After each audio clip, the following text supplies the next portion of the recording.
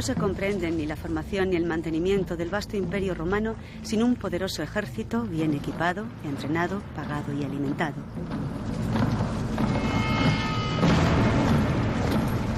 Las famosas legiones aseguraron dentro de su diversidad la unidad de los territorios ocupados por Roma. Pero no solo fueron un instrumento de conquista, sino también de civilización, urbanismo, integración y promoción social. Un modo de conseguir la muy preciada ciudadanía romana era servir durante 25 años en un cuerpo del ejército. Por otra parte, los ingenieros y contingentes militares levantaron puentes, acueductos, vías, ciudades, que son la base de nuestras grandes infraestructuras. Pero el legado de Roma va más allá.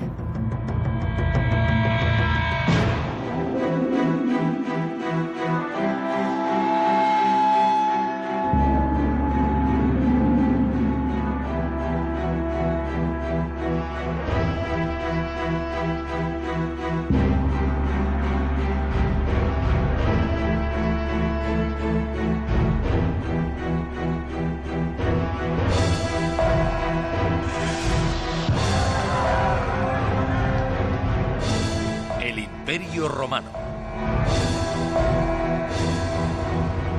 Legionarios de Roma.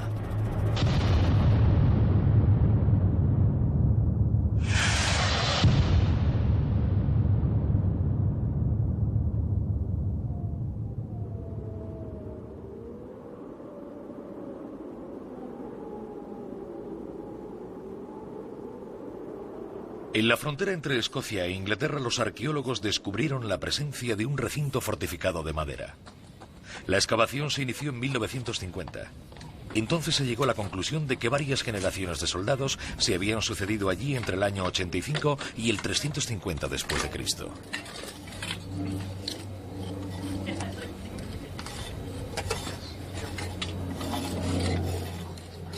Un espeso manto de turba cubría dichos vestigios. En este magma compacto, totalmente desprovisto de oxígeno, la materia orgánica suele padecer en menor medida los efectos de la corrosión. Desde hace 40 años, un especialista en legiones romanas, el doctor Robin Birley, se remonta en el tiempo excavando una capa tras otra el espacio de la fortaleza de Vindolanda.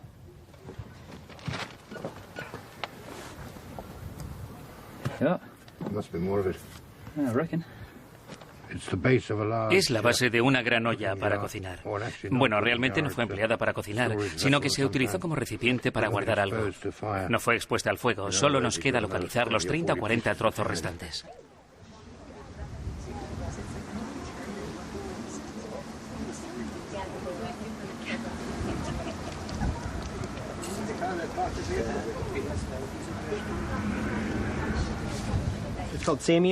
Esto es lo que se denomina en Gran Bretaña sienaware y terra sigillata romana en otros lugares del mundo.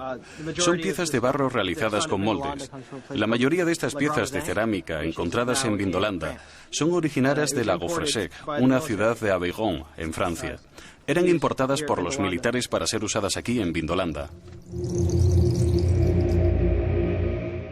¿Disfrutaba el destacamento de una apacible vida en su destino de la frontera? ¿Cómo podemos averiguarlo? ¿Qué información nos proporcionan todos estos objetos? Las piezas de cerámica finamente decoradas debían adornar las mesas de los oficiales. Se supone que la tropa, entre las guardias y las maniobras, organizaba breves momentos de ocio practicando juegos de estrategia. Bajo el gobierno de Trajano, a finales del siglo I de la era cristiana, los romanos movieron peón en el tablero de un inmenso imperio. En 500 años, Roma fraguó un impresionante dispositivo militar. Primero, durante la época de la República, interviniendo cada vez que uno de sus aliados era atacado. Luego, durante el Imperio, en el que los soldados pasaron a ser verdaderos profesionales, miembros de un ejército entendido como oficio. Los reclutas podían ser movilizados en cualquier momento y se hallaban perfectamente entrenados. Estas legiones consiguieron derrotar a todos sus adversarios. Las tropas de Aníbal, los hoplitas griegos, los guerreros persas, dieron muestras de una tremenda eficacia. Allá donde iban les precedía su fama. Las legiones eran temidas en todos los países de la cuenca mediterránea.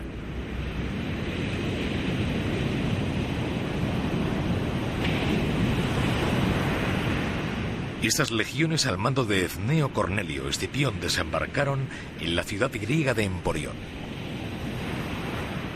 Es interesante ver la ubicación del asentamiento de Emporion al sur de la bahía de Rosas y también por las características que presentaba la ciudad en ese momento.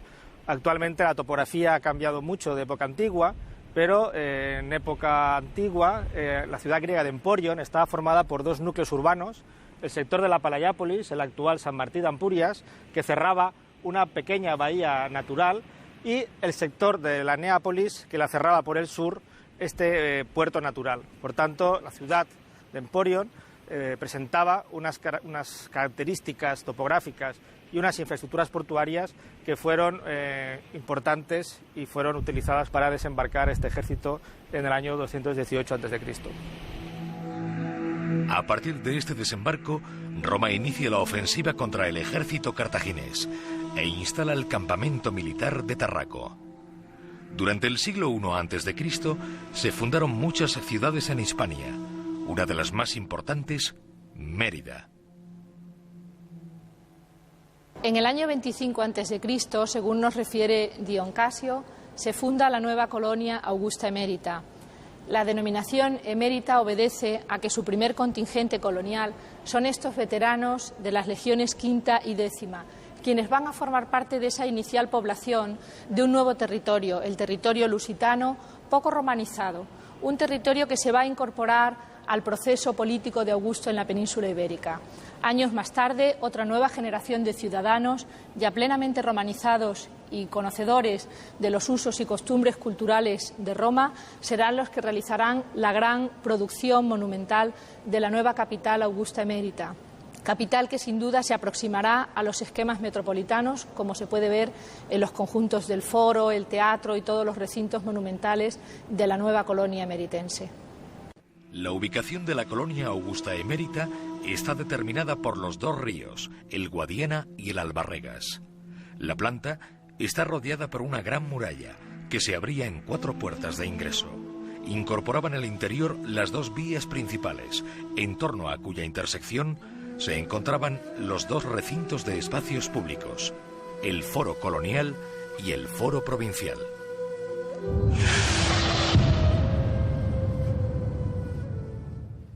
Augusta Emérita fue la capital provincial que se hizo más a semejanza de Roma.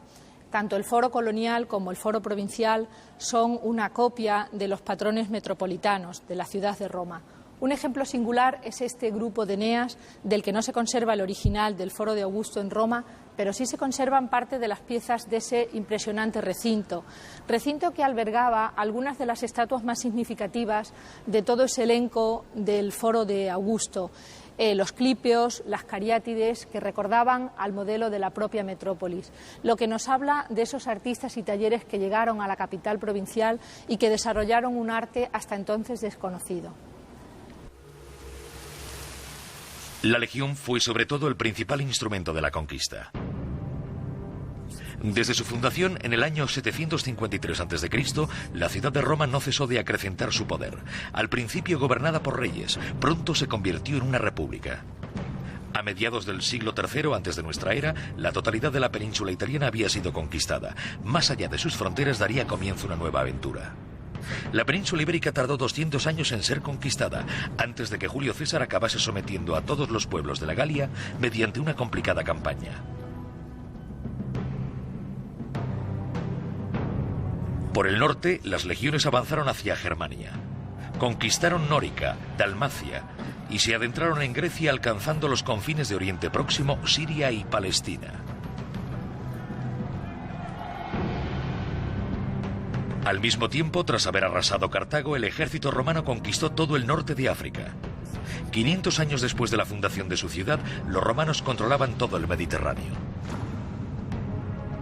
Las legiones desembarcaron en Gran Bretaña en el año 44 en tiempos del emperador Claudio, pero fue el emperador Trajano quien anexó las últimas conquistas, Arabia, Mesopotamia y la Capadocia en el año 105 de nuestra era, Dacia un año más tarde.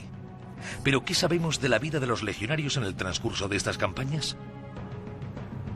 En el año 100, Trajano hizo erigir en Roma una columna de 40 metros de altura coronando lo que debía ser su propio mausoleo. A lo largo de más o menos 200 metros, un bajorrelieve en espiral relataba la campaña del emperador en Dacia, la actual Rumanía. Toda la vida de las legiones se reflejaba en esta minuciosa historia de la que el arqueólogo Salomon Reinach analizó hasta la más insignificante de sus escenas. El bajorrelieve presenta a los legionarios mostrando hasta el más mínimo detalle, cascos, armaduras y resto del equipo. Escenifica batallas, el asalto a las ciudades, pero sobre todo los métodos empleados por el ejército para avanzar en las marchas y la forma de construir las trincheras. Todo ello podía verse claramente representado. Lo único que les faltaba a estos hombres, inmortalizados en piedra, era la palabra.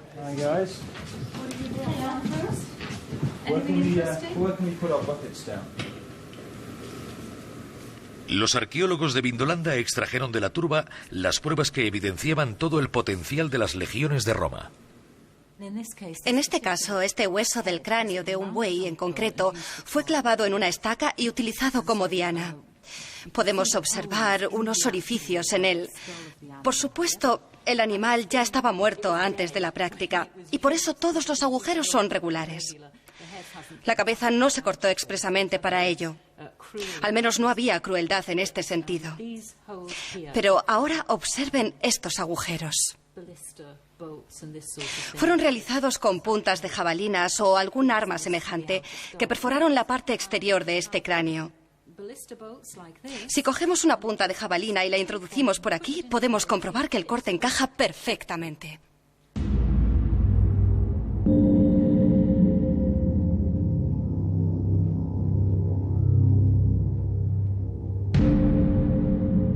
Los depósitos de la fortaleza almacenaban las armas de la caballería, las puntas de lanza de la infantería forjadas por los mismos soldados, los proyectiles de las catapultas y las piedras utilizadas por los honderos. Todo el arsenal de un ejército que el general Mario transformó en un cuerpo de soldados profesionales en el siglo I a.C. Estaban muy bien organizados, muy bien abastecidos y equipados. Cuidaban hasta el más mínimo detalle de los soldados.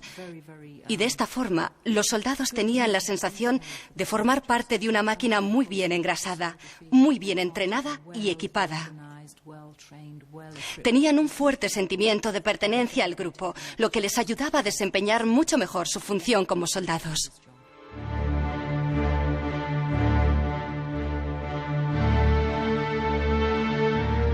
La fuerza de la legión se basaba en su conciencia de equipo. El grupo se apiñaba en torno al símbolo del imperio, el águila. Pero este poder residía también en la férrea disciplina impuesta a los reclutas. Los legionarios cumplían 25 años de servicio, no tenían derecho a casarse y tenían muy pocos o ningún entretenimiento. Los días transcurrían entre largas marchas bajo el peso de una armadura de 40 kilos. Cuando estaban atrincherados, se entrenaban. El legionario nacía y pasaba toda su vida empuñando el arma. A lo largo de toda su vida, repetía incansablemente las maniobras, acabando por interiorizar ciertas habilidades que hacían de la legión el cuerpo de armas más disciplinado de la antigüedad.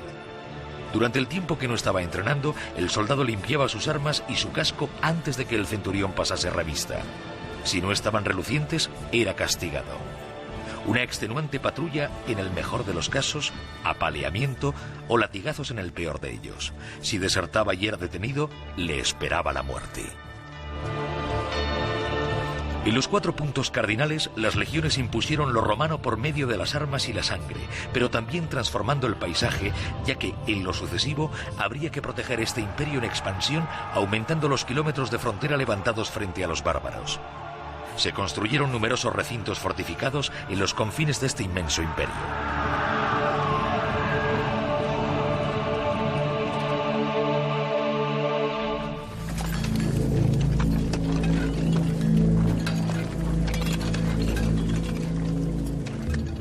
Bajo el mandato de Trajano, las legiones se asentaron en campamentos temporales.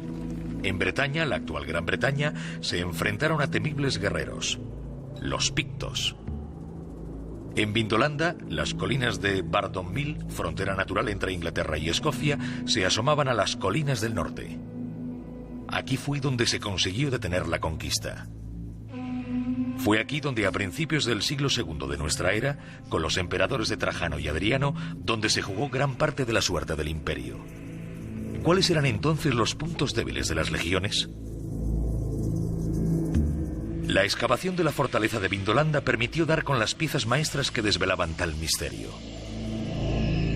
En la primavera de 1973, los arqueólogos de Vindolanda realizaron un importante hallazgo, una serie de tablillas de madera que parecía tratarse de correspondencia. Pero las inscripciones se presentaron en principio ilegibles. Imposible saber si estos textos habían sido escritos en latín, la lengua oficial de las legiones. ¿Permitiría su restauración descifrar antiguas misivas de 2000 años de antigüedad? Serían necesarios varios meses de trabajo antes de hacer públicos los resultados. La tinta realizada a base de carbón había calado profundamente en las fibras de la madera. Aparecieron algunas palabras, luego frases enteras. Los arqueólogos de Vindolanda consiguieron sacar a la luz testimonios escritos. Desde los primeros análisis se pudo deducir que estos textos constituían un claro testimonio de la vida cotidiana de los soldados que habitaron el enclave. Un extraordinario hallazgo. Quizá fuese la única. Yo no me lo podía creer. Pero en días sucesivos fueron localizadas más tablillas y de repente nos dimos cuenta de que habíamos conseguido reunir informaciones absolutamente diversas sobre el pasado, ¿entienden? Estas gentes nos contaban aquí lo que hacían en su día a día y eso normalmente no suele suceder en arqueología. Desde 1973 y hasta el día de hoy se han exhumado más de 1000 tablillas. Los arqueólogos las encontraron en el mismo lugar, en un foso a los pies de la muralla. Según ellos, esto constituye la base de un primer misterio. ¿Cómo acabaron allí?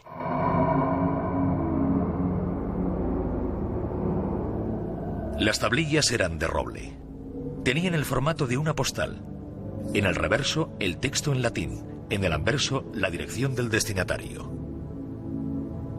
Pero los manuscritos contaban con algunas lagunas, ya que la madera parecía haber sido pasto de las llamas. Con ello se perfilaba un nuevo enigma. ¿Fue atacada la fortaleza? ¿Fueron quemados sus archivos? Emplearían varios meses de trabajo para descifrar dichos textos. Los epigrafistas esperaban encontrar en ellos detalles de la vida cotidiana. Desde el principio se dieron cuenta de que los autores de los correos habían firmado sus misivas. Un nombre aparecía reiteradamente: Flavius Cerialis. ¿Qué clase de información sobre el ejército romano podía proporcionar tal descubrimiento? ¿Habían puesto fecha a sus mensajes los legionarios? Los epigrafistas necesitaron muchos meses para acabar de traducir los documentos.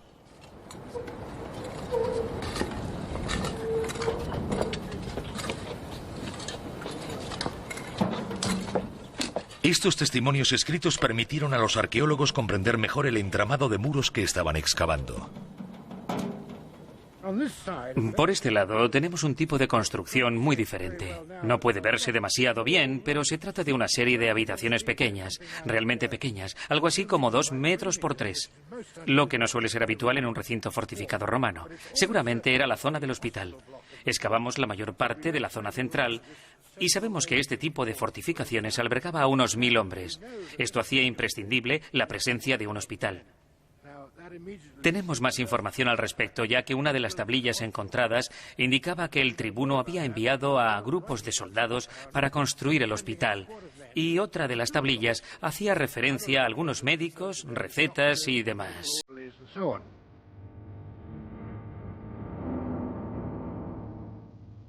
Las primeras conclusiones de los epigrafistas eran claras. Estas tablillas fueron escritas entre el año 85 y el 105 de la era cristiana. Había disposiciones, borradores de informes administrativos, quejas de comerciantes molestos con la tropa. Sin embargo, unas cuantas tablillas centraron la atención de los especialistas. Relataban hechos excepcionales en el ejército romano, casos de deserción masiva. ¿Cómo explicar este fenómeno en un ejército con una disciplina tan férrea? Los arqueólogos fueron en busca de nuevas tablillas para intentar comprender lo que podía haber sucedido en la fortaleza de Vindolanda en el siglo I de nuestra era. Gracias a estos mensajes, lograron reconstruir en principio una parte de la vida de un hombre, Flavius Cerialis.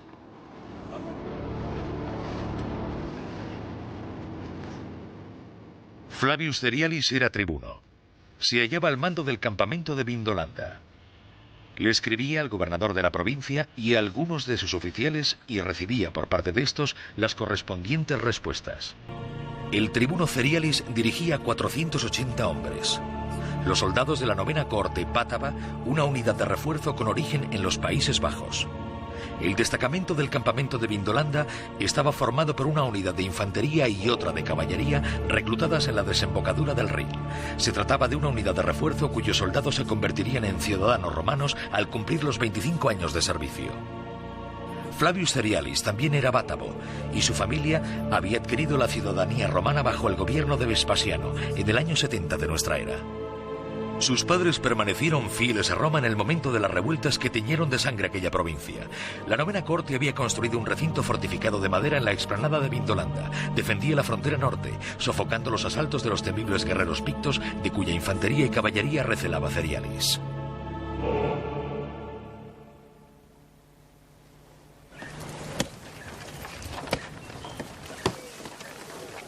Cuando llegaron a la frontera del norte, los hombres de la 9ª Cohorte relevaron al destacamento que les había precedido en la explanada. Como buenos legionarios, arrasaron con la antigua fortificación para construir la suya, más sólida y mejor adaptada a sus necesidades. El poder de Roma se basaba en que sus militares no eran solo guerreros, también eran obreros, leñadores, constructores e ingenieros.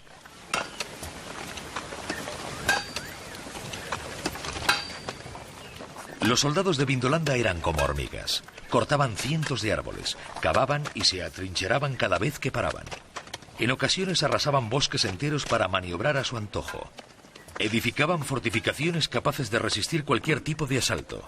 Una legión de unos 6.000 hombres necesitaba de un par de horas para levantar una plaza fortificada rodeada de un alto cerco y un foso de 2 metros de profundidad.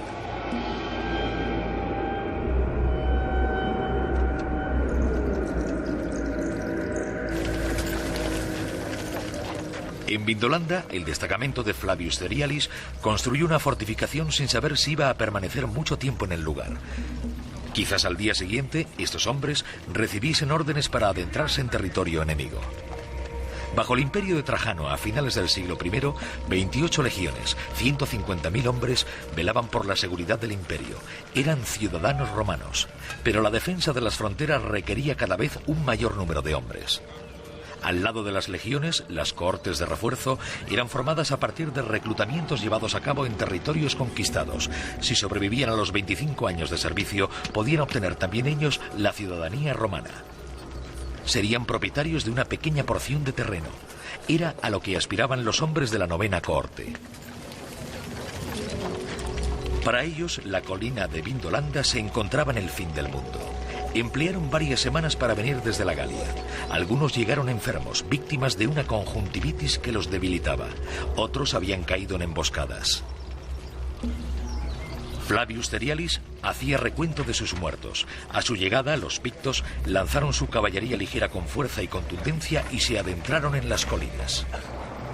En los primeros días los soldados debían sobrevivir a base de hurtos. Lo que necesitaban para vivir lo robaban en los poblados enemigos de los alrededores. Lo suficiente como para instalar el campamento y echar raíces en esta húmeda tierra.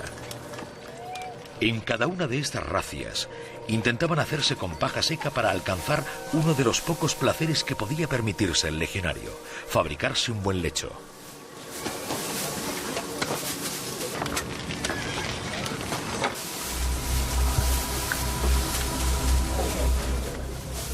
¿Era este tipo de vida tan dura lo que incitaba a los hombres a desertar o existía alguna otra razón para hacerlo? Los arqueólogos del enclave de Vindolanda esperaban hallar la respuesta en el transcurso de las excavaciones.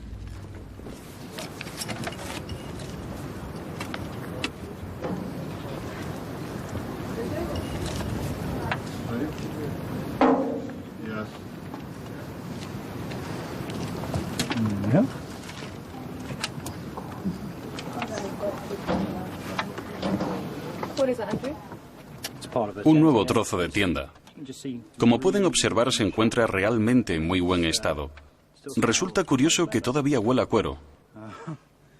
Incluso mantiene su flexibilidad.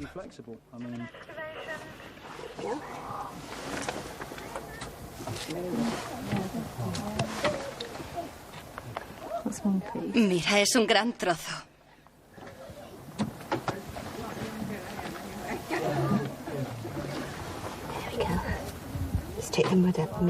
Vamos, por favor, ayudadme a quitar la tierra.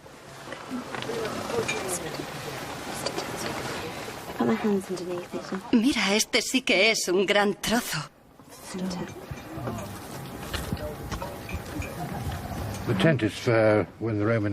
La tienda era utilizada por el ejército romano durante las campañas militares, lo que implicaba la mayor parte del verano. Cada grupo de 8 hombres contaba con una mula que transportaba la tienda. Ellos, por su parte, cargaban con los utensilios de cocina, armas y armaduras.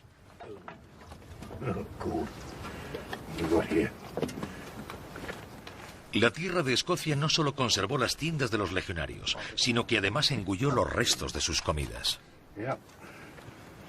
Creo que este trozo fue cortado. Son restos de una matanza, pero no sé de qué... Trudy, ¿de qué parte del animal se trata? No creo que sea un cráneo. Una pelvis, creo. ¿Una pelvis de vaca? Sí, de vaca. Vaya. ¿Acaso Flavius Cerialis llegó a probar esta carne? En sus tablillas se pone de manifiesto la dura vida del soldado a lo largo de toda la campaña. En invierno, al cabo de unas semanas, la paja fresca empezaba a enmohecerse. La incesante lluvia que caía en el campo lo empapaba todo. Los caminos quedaban arrasados. Entre guardias y entrenamientos, los hombres se reunían alrededor del fuego para saborear su bebida preferida, vino de miel y especias. Jugaban a dados o a las damas. Algunos hombres heridos en combate eran atendidos por el médico del campamento, un griego como la mayoría de los médicos de las legiones. Flavius Cerialis era el jefe de un destacamento similar en una pequeña ciudad. Cada uno de sus hombres dominaba una o más especialidades. Una serie de cualidades muy valoradas en el caso de los soldados, pues los artesanos más reconocidos estaban exentos de ir de maniobras. El recinto fortificado disponía de un hospital que el tribuno hizo construir con grupos de obreros y yeseros. Los leñadores talaban la madera suficiente para calentarse. Los armeros fabricaban y reparaban las armas.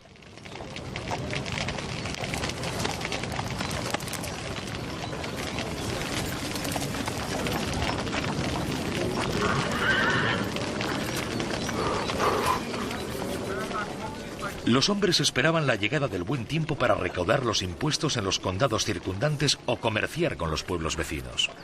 Para sobrevivir, el destacamento debía vender los productos que él mismo fabricaba, ladrillos y tejas con la estampilla del águila de las legiones de Roma, así como objetos de hierro forjado y joyas. Algunos campamentos albergaban incluso talleres de cerámica. La cohorte contaba también entre sus filas con un zapatero, artesano muy respetado, pues era quien fabricaba y reparaba las sandalias de cuero imprescindibles para los soldados. Estas sólidas sandalias eran fácilmente reconocibles gracias a sus suelas reforzadas con varias filas de clavos.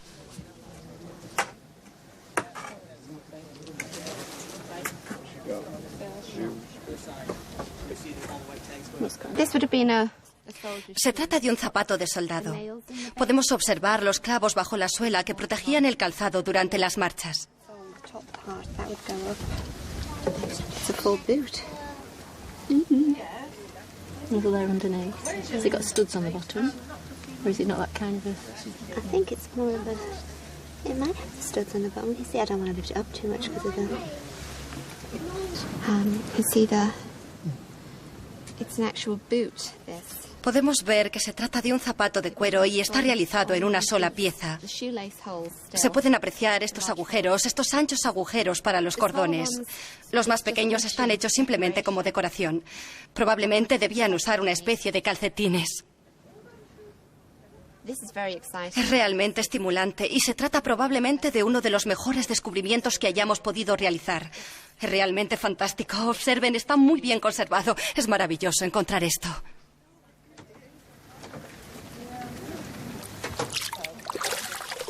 Posteriormente, los arqueólogos encontraron un zapato de mujer en el recinto fortificado.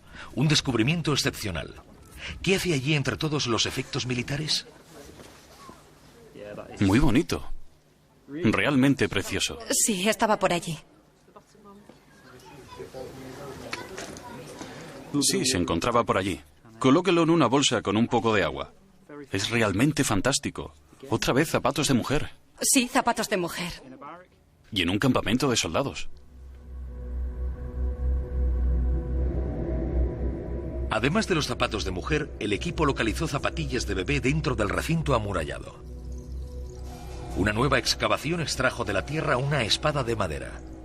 Al principio se creía que se trataba de un arma falsa usada para los entrenamientos, pero era demasiado pequeña para haber sido manejada por un adulto. Se trataba en realidad de un juguete. Estos descubrimientos demostraban que vivieron mujeres y niños en el interior de la fortaleza de Vindolanda, a pesar de que los legionarios tuviesen prohibido casarse. Era difícil de creer, antes de que los arqueólogos realizasen nuevas deducciones, pero las legiones ubicadas en Gran Bretaña se habían instalado por un largo periodo de tiempo. A lo largo de los 20 últimos años, los arqueólogos han realizado un nuevo descubrimiento en relación al plano del recinto fortificado y sus alrededores. Al excavar sus trincheras, sacaron a la luz un entramado de estructuras. La madera y la piedra se encontraban superpuestas con algunos años de diferencia y siguiendo un esquema diferente. No hubo en la explanada de Vindolanda una única fortificación como se había pensado durante mucho tiempo, sino una serie de edificios distintos. Los primeros recintos fortificados fueron construidos con madera. Eran simples estructuras temporales. El ejército romano se hallaba sujeto por aquel entonces a mucha movilidad y cada corte construía sus propias fortificaciones. Pero a principios del siglo I fue construida una fortaleza de piedra. Las legiones se asentaron permanentemente en la frontera. Incluso llegó a florecer un poblado a las puertas del destacamento.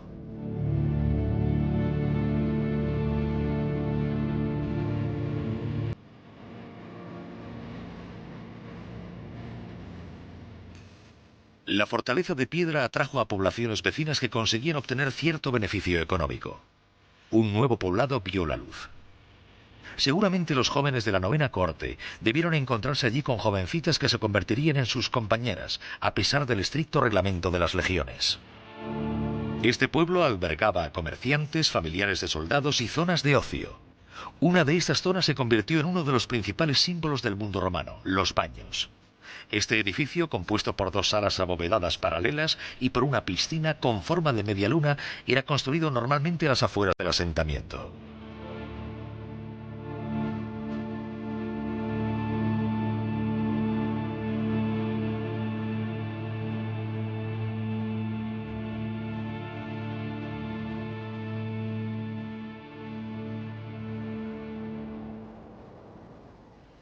Estamos entrando en los baños militares. Nos hallamos en los vestuarios, justo tras la puerta de entrada. Se trata de una sala bastante grande.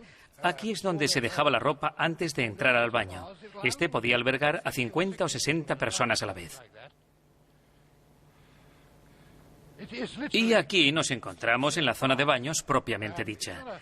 Se trataba de una piscina o algo parecido, por lo que podía haber unas 6 o 7 personas sentadas alrededor, manteniendo agradables conversaciones. Lo que quiero decir es que los baños como este permitían al soldado olvidar su dura vida militar. Hay que imaginarlo sentado en un fantástico baño de agua caliente, quizá rodeado de sus mejores amigos, criticando a su centurión sobre la forma de trabajar. Y durante este breve espacio de tiempo, logrando evadirse totalmente de los problemas del día a día.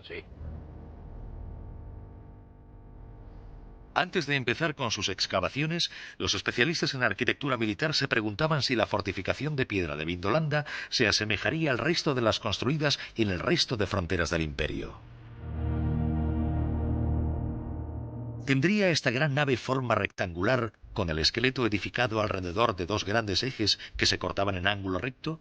¿Incluiría las filas de barracones destinadas a la tropa?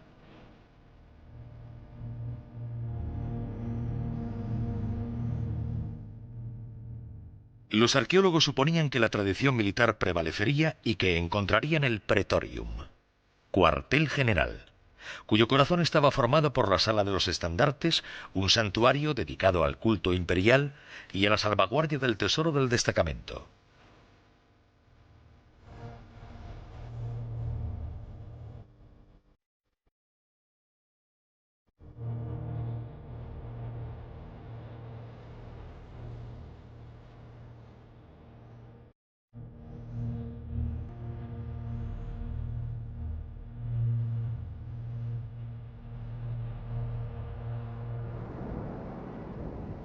Las excavaciones confirmaron tal hipótesis. La fortificación de Vindolanda era exactamente igual que las de la frontera germana.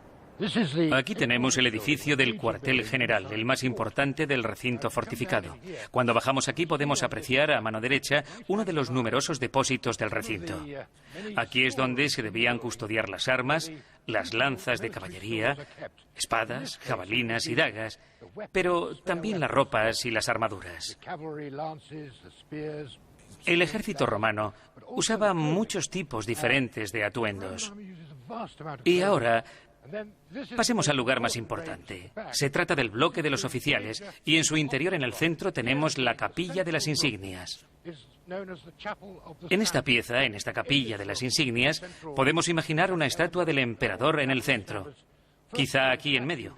Observen donde la piedra está tallada. La estatua debía erigirse en este punto. Y a un lado se situarían insignias del regimiento, los símbolos del regimiento. Detrás, una pequeña habitación en la que era custodiado el tesoro de la fortificación. Este edificio era realmente el corazón del recinto fortificado, el edificio más importante de todos y, por alguna razón, siempre orientado en función de la ubicación del enemigo. En este caso en concreto, fue construido en la cara norte.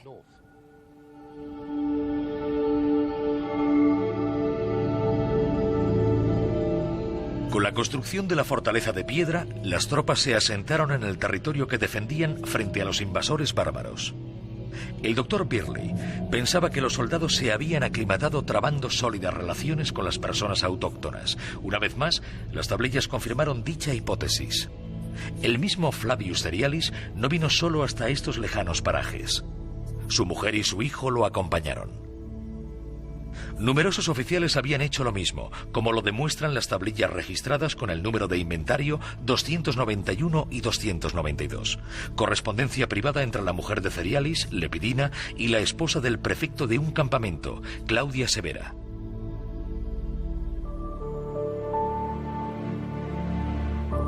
Saludos de Claudia Severa a su querida Lepidina. El tercer día de los idus de septiembre, hermana mía, desearía sinceramente que pudieses venir a visitarnos para mi cumpleaños. Con tu presencia me harás ese día muy agradable. Saluda a tu querido Cerialis. Mi Aelius y mi hijo pequeño te saludan. Cuento contigo, hermana mía. Cuídate, hermana mía, querida alma mía.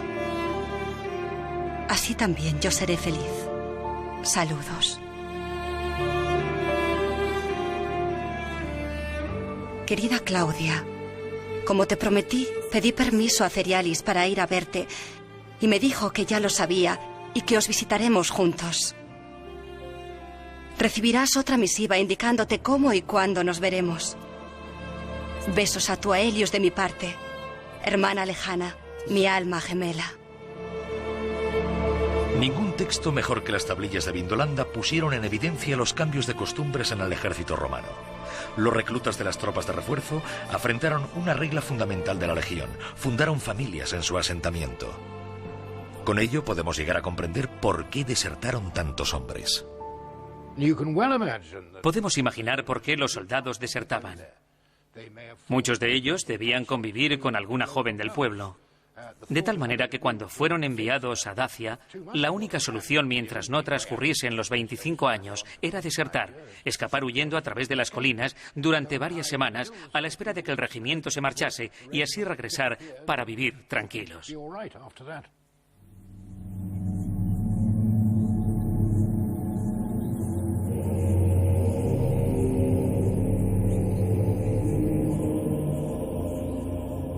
Siguiendo las huellas de Cerialis y de sus hombres, la investigación llegó aún más lejos. Los arqueólogos reconstruyeron la cadena de acontecimientos que hicieron que las tablillas llegasen hasta nosotros. Analizando la zona de extracción, descubrieron que las tablillas formaban un bloque compacto. Las mejor conservadas se hallaban en el corazón de dicho bloque. Las de la superficie habían sido pasto de las llamas e incluso algunas de ellas se encontraban prácticamente reducidas a ceniza. Intentaron reconstruir las circunstancias particulares de la escena que probablemente tuvo lugar hace unos 2000 años en el recinto fortificado de Vindolanda.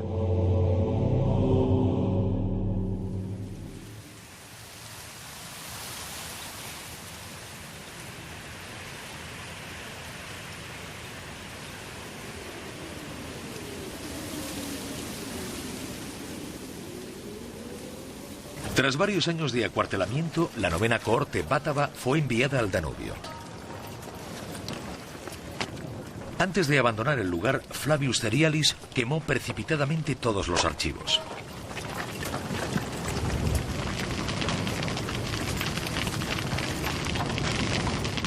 Pero ese día llovió y la tormenta apagó las llamas. Cuando lanzó la hoguera los archivos del campamento, ¿era Cerialis consciente de lo que le esperaba? Dichosos aquellos de sus hombres que decidieron desertar.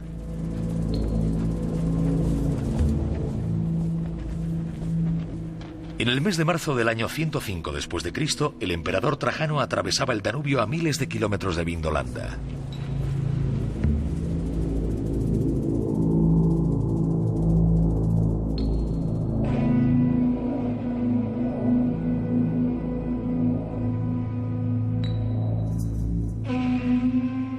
Antes de lanzar una gran expedición hacia el este y Mesopotamia, Trajano invadió Dacia, la actual Rumanía.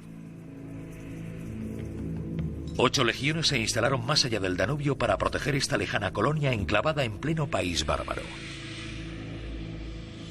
Pero, ¿qué pretendía hacer Trajano a orillas del Danubio, a miles de kilómetros de Roma?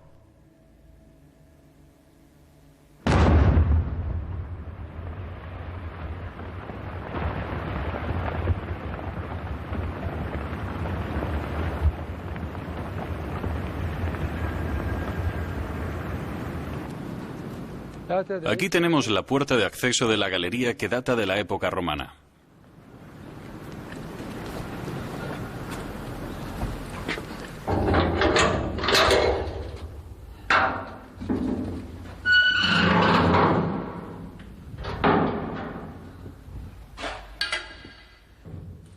La galería romana se halla debajo de estos 157 escalones, a una profundidad de unos 100 metros.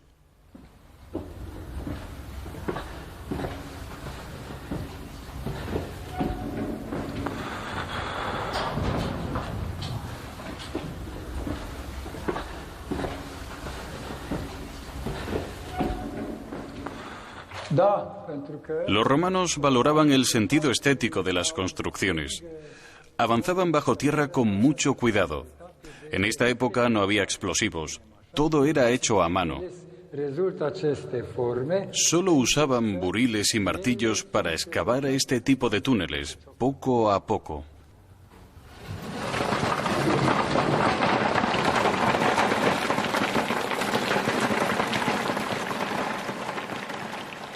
Aún hoy en día podemos encontrar oro en las entrañas de esta tierra.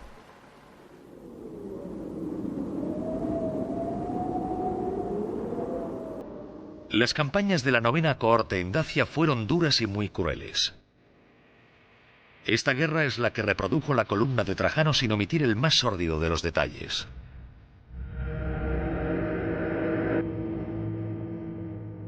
Las legiones se enfrentaron a las caballerías sármatas avanzando violentamente con su infantería como si de una devastadora ola de acero se tratase. Completamente acorazados, hombres y caballos eran todo uno, pero sus afiladas armas no conseguían doblegar a las implacables legiones. El ejército de Roma avanzaba imparable arrasándolo todo a su paso. Las batallas fueron numerosas y sangrientas. Ninguna de las partes beligerantes retuvo a alguien como prisionero.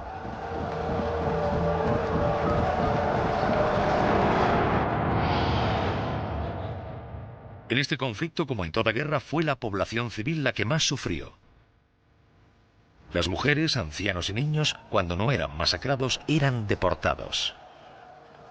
Va victis, ay de los vencidos. La huella de Flavius Cerialis y de la novena cohorte bátava se pierde en Dacia. Trajano, extenuado, murió en el año 117, al regreso de su última campaña a orillas del Éufrates.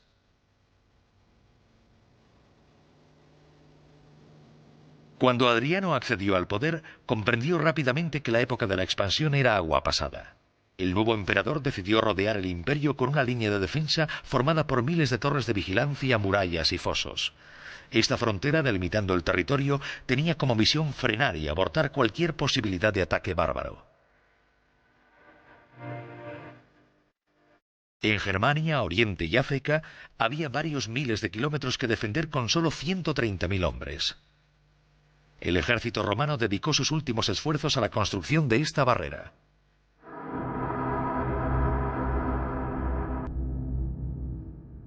También en Gran Bretaña los legionarios se protegieron tras este aparente dique.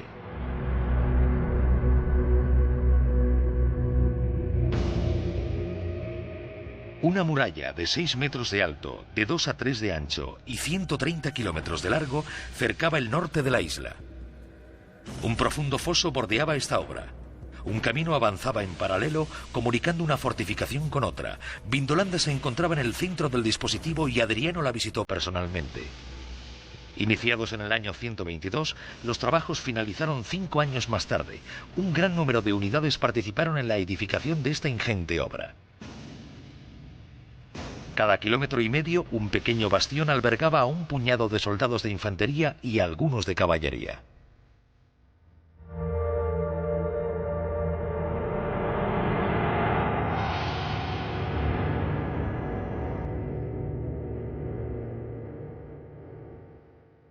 Pero la protección del imperio empezaba a salir cara, muy cara. Las legiones de Roma se debilitaron, como lo prueba un reciente descubrimiento. A 100 kilómetros al norte de la muralla de Adriano, las excavaciones de varios poblados pictos sacaron a la luz tesoros numismáticos, miles de monedas romanas en el corazón del territorio enemigo. ¿Cómo habían llegado hasta allí?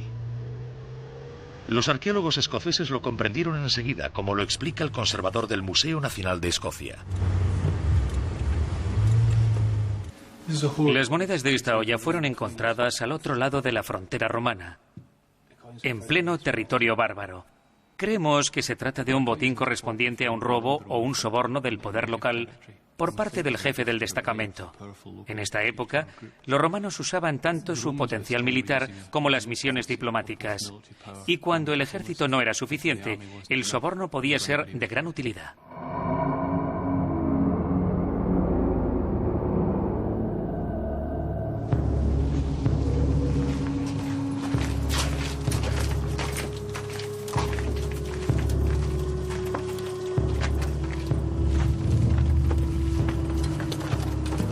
Nos situamos en el año 160 después de Cristo. El centurión del recinto fortificado de Vindolanda tomó la decisión de adentrarse en territorio enemigo. Se trataba en esta ocasión de una expedición pacífica, una especie de encuentro comercial. Después de 3 meses, sus efectivos se habían reducido a un puñado de hombres. Aquellos de sus soldados que no habían desertado fueron enviados a la frontera germana donde continuaba la guerra. La paz romana se encontraba muy enferma. En su apogeo, el imperio empezaba a verse cuestionado. Unas 30 legiones sufrían para mantener la integridad de las fronteras. Roma no era la patria de estos soldados de refuerzo venidos de la Galia, Iberia o el norte de Europa. Menos motivados que los ciudadanos armados de la República, sentían nostalgia de sus respectivos países. 25 años de servicio era mucho tiempo. Para los pictos de Escocia, estos soldados con relucientes armaduras constituían un verdadero misterio.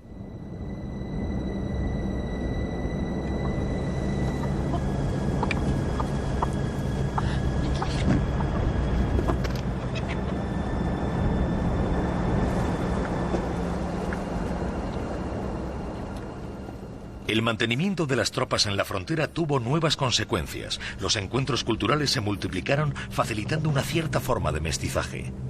Todavía anclados en la Edad de Hierro, los pictos tenían mucho que aprender de estos hombres venidos del este, pero también ellos tenían mucho que enseñar. Se estaba gestando un nuevo mundo.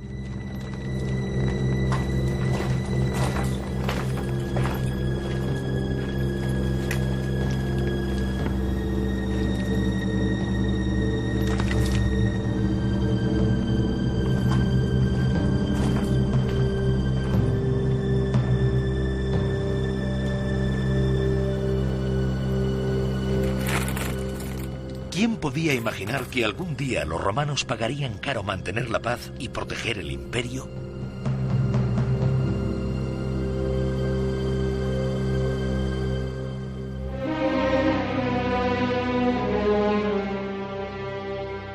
¿Tan inocentes eran los romanos? Si se atrincheraron en su territorio era porque ya no podían seguir asumiendo la expansión. En poco tiempo el imperio se convertiría en un campo de batalla. En Vindolanda, destacamentos enteros luchaban por defender la fortificación. Solo había transcurrido un siglo en las colinas escocesas desde la 9ª cohorte y Flavius Cerialis. Muy pronto los pictos harían acto de presencia para robar las piedras de las torres de vigilancia y construir con ellas sus casas. Más allá de los límites de esta muralla, los pueblos del norte soñaban con las riquezas de Roma. En Oriente Próximo las provincias se segregaron. Las ciudades se rodearon de murallas, pero el imperio era asediado por todas partes. Los emperadores estaban agotados intentando defender todos los frentes abiertos y en ocasiones siendo traicionados por el mismo ejército que aupaba y destronaba a los soberanos. La defensa de este inmenso territorio iba consumiendo a la civilización romana. El poder levanta pasiones y los alzamientos eran cada vez más numerosos. Muy pronto las mismas legiones se mostraron incapaces de contener las oleadas bárbaras que asolaban los campos. Las tropas se recluían en los recintos fortificados más grandes con las murallas más altas, capaces de albergar a la población hasta la retirada de los saqueadores. Se convertirán así en los primeros castillos que anunciarán a su vez el final del todopoderoso ejército romano y el principio de una nueva era, la Edad Media.